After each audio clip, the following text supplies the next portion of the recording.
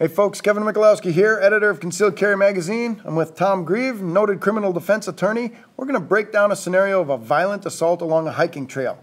What I want you to understand as we look at this scenario is when you can use deadly force and how you need to employ that to make sure that you protect your life and do it legally.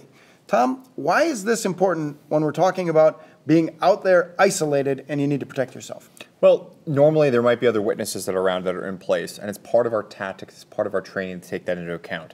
That is not part of the situation here.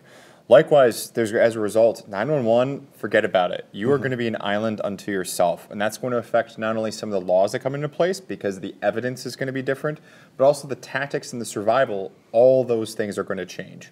Plenty enough for us to talk about, but let's take a look at this video, see the scenario, and then we'll break it down.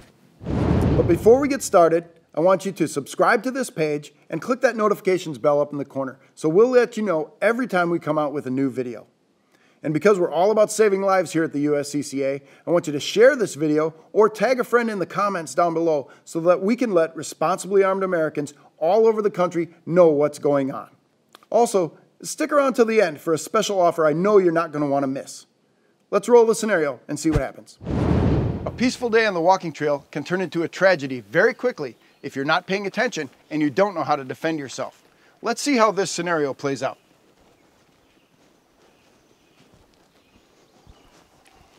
Come here! Oh my God, you back off!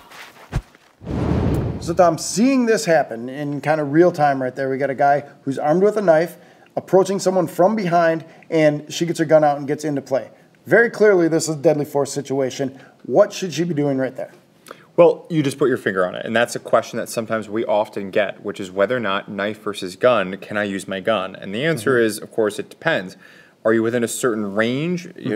But when that guy's right there, the knife, that's just as deadly as a gun. So, right, she would have been well within her rights if she just turned around right then and there, if she used that firearm, at least the self-defense aspects would have been fine. And at this point, we're out in the middle of nowhere.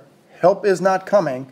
I'm expecting her to engage this target, to shoot this guy, and then when the threat stops, what does she need to do? Well, she needs to get out of there is what she needs to do. She needs to call 911, she needs to get to her car, but she also needs to be looking out for any other bad guys. Bad guys usually don't work as teams of one. There's usually multiple. So something that I'd be concerned about is, yeah, he's approaching her from behind. Is there someone else that's approaching from the other side or is waiting somewhere? This is not such a static environment. Kevin, as you're always talking about, we have a very dynamic situation. Yeah, and we're looking at a situation, how did he get there? If he's got there somehow, he's probably going to try to get away somehow. So you're right, might be somebody else there that we have to deal with. And she might need to get to a place where she has cell service. So is it okay to leave the scene of a situation like this? I don't want to call it a crime, but I guess it is. Right. Is it okay to leave the scene of that crime to try to get help? Absolutely. And keep in mind that this guy, if he was smart, may have chosen that location for that exact reason. Bad cell service, he knows you're not within range of any parking lots. Maybe if you're walking on some sort of nature trail that's a loop, it's the one that's the farthest from anyone else.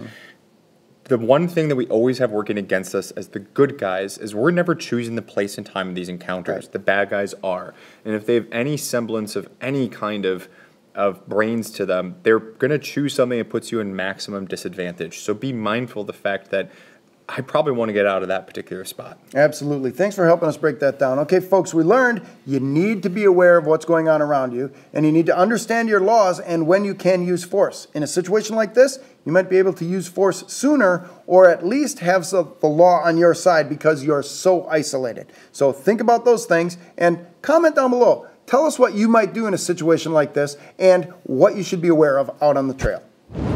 Tom and I are going to keep talking about this scenario and break it down even further, but only members get to see that complete breakdown. So click on the link below to activate your membership immediately.